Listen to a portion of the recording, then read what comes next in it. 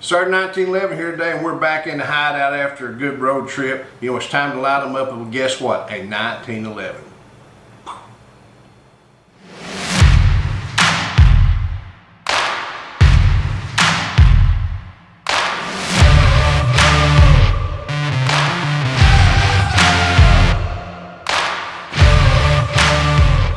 Okay guys, welcome to the hideout today. We're back on the road, had a wonderful trip, went out to Colorado and hooked up with an old Marine veteran and just had a blast. Him and his lady were absolutely wonderful people. We had a great time. But before we get started, make sure to click subscribe. If you have not, please do. Click the little ringy dingy so you get a notification, and of course check us out at sgt1911.com.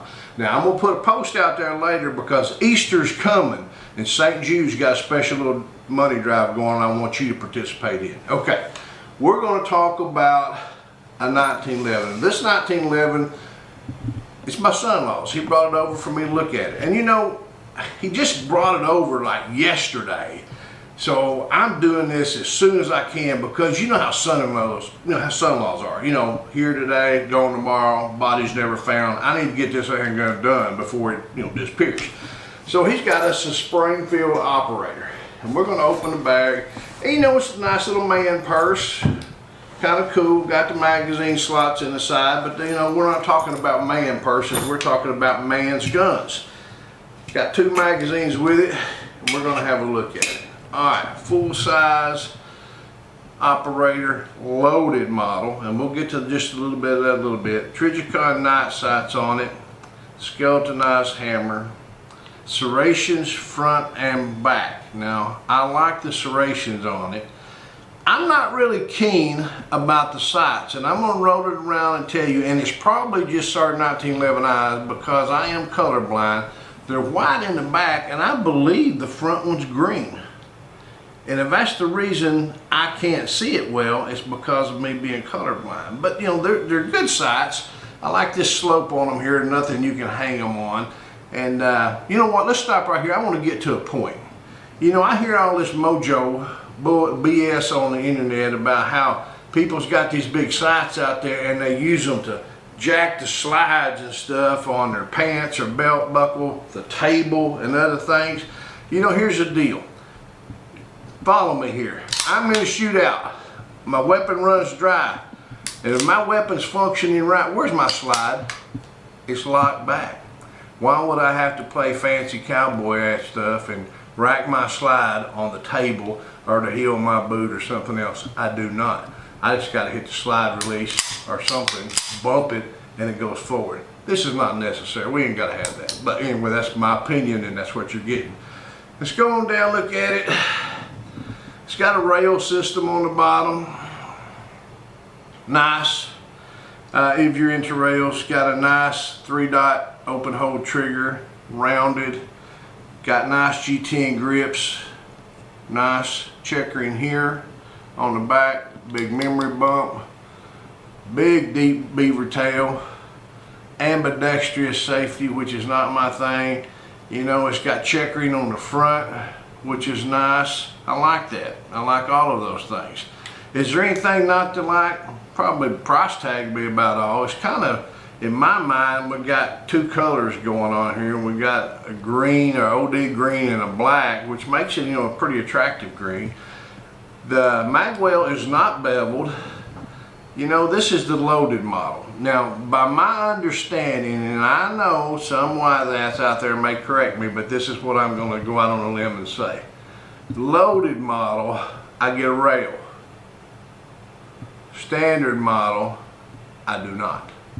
And I believe that could be the big difference between a standard model and the other model is just simply this rail.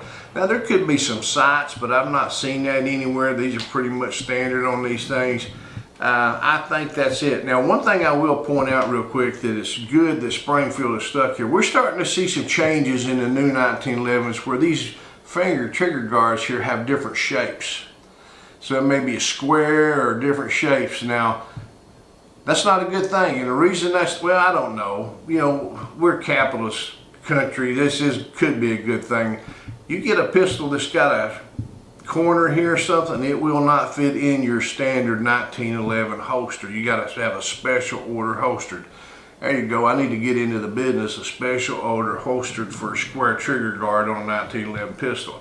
It's a good looking pistol. It's, you know, it's oversized safeties here, which, you know, I do like. It's got a standard size slide release here. I think it's a nice looking gun. We're going to have a look at the trigger pull on it. Just off the bat,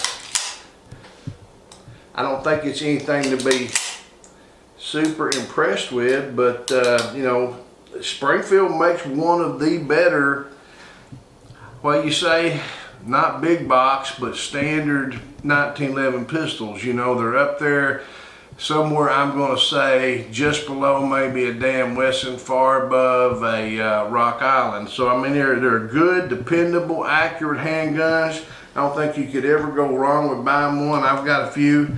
I'm going to take a look at this trigger, see what I can do. And you know, guys, I've been telling you lately, I'm going to try to turn this trigger guard. Let me talk to the camera person so you can actually see it. And I can't see it, but I can pull. I don't even know if it's working. Whoop, right there, what'd I get? 4.15. Let's try it again. Clear that, ready. And again, I can't see it. Let's see what we pull this time.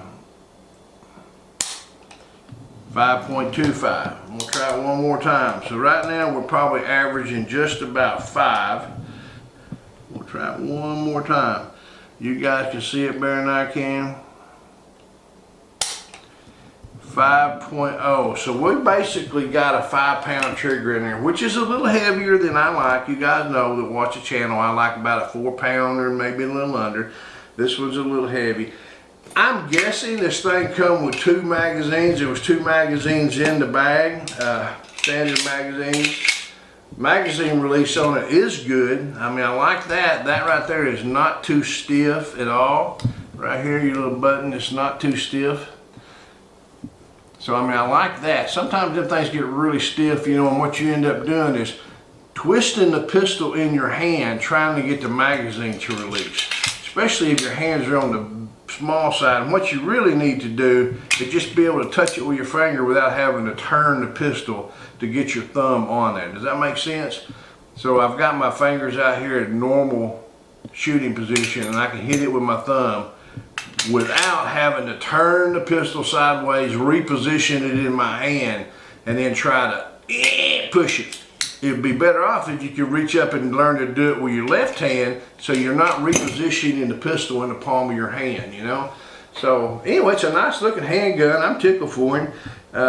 You know, I'm sure he's proud of it. I'm proud of every one I get a hold of. It's a nice looking gun, but the question remains to be seen. Will it go bang, bang, bang?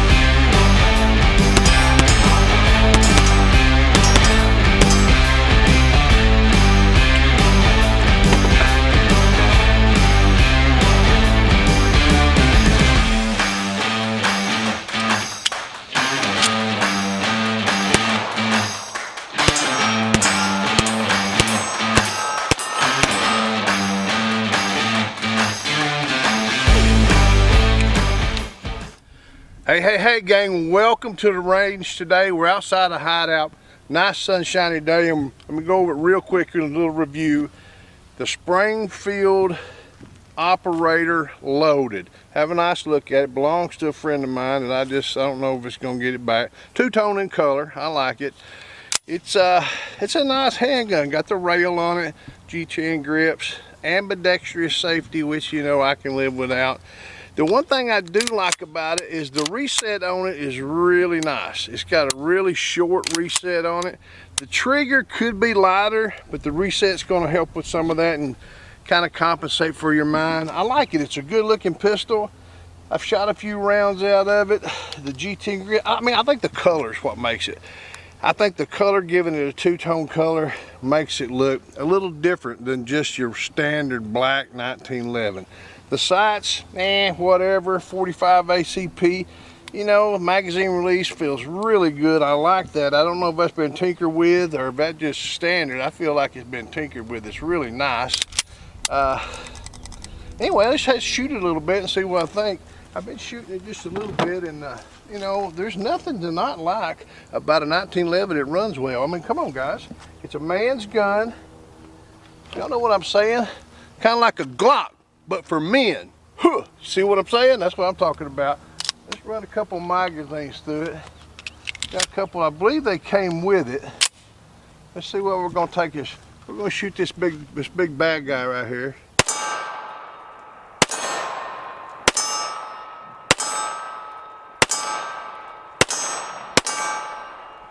Slide locks back like it's supposed to.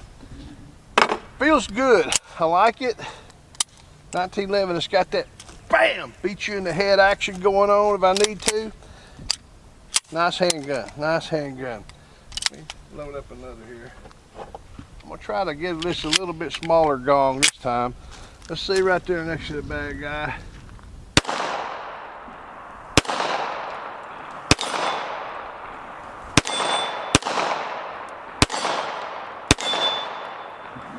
Nice, nice. Springfield, let me take this thing down for a minute. Springfield always makes a consistently makes a good handgun. It's not one of those hit and miss things with Springfield. You know, they're not going to be, custom grade, but they're not the bottom of the barrel, but they're consistent. You know, all of them, most of the time, a trigger's going to pull 5 pounds. They're always going to run. You're not going to have problems with it. You know, if you want to buy a reasonably priced, good quality 1911, you can never go wrong with Springfield arms. You know, you can buy nicer ones and you can buy some that are not quite as nice. Middle of the road, very nice handguns, very consistent, always dependable. Let's shoot another magazine. This here happens to be a Nighthawk magazine, should run fine.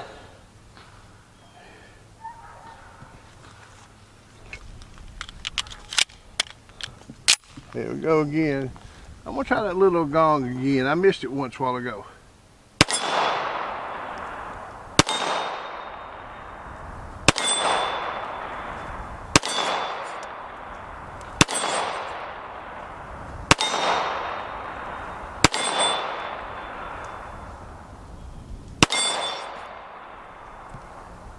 Uh-oh. Magazine did not lock back. I know it's going to be that Nighthawk magazine. Let's try it and see. Weapon safe. Nighthawk magazine. Did not lock back. Standard Springfield.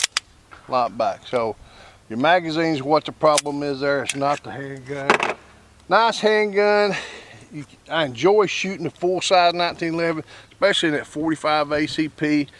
We're not getting down. You know, guys, just for shits and giggles, I'm gonna be honest with you. I get tired of shooting in black plastic 9mm. I just do.